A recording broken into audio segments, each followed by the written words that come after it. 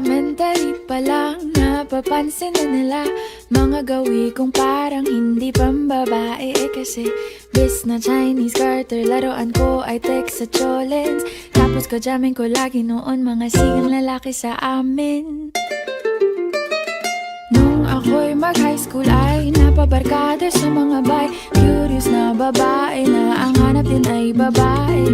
Sa halip na makeup kit, bit-bit ko ay gitara. Tapos pormahan ko lagi ay long sleeves na t-shirt at faded na lonta. Pero nung makilala kita, nagbagong bigla ang aking timpla. Natutuwa ko na magpariban at mag-ahit ng kilay at least once a month. Hindi ko alam kung anong meron ka na sa akin ay nagpalambot ng bigla. Sinong mag-aakalang lalaki pala ang bibihag sa tulad kong tigreng gala. Kahit ako'y titibo-tibo, puso ko ay titibok-tibok pa rin sa'yo. Isang halik mo lamang at ako ay tinatablan. At ang aking pagkababae ay nabubuhayan na para bang bulaklak na namumukadkad. Dahil alaga mo sa dilig at katamtamang sikat ng araw-araw mong pag-ibig sa aking buhay.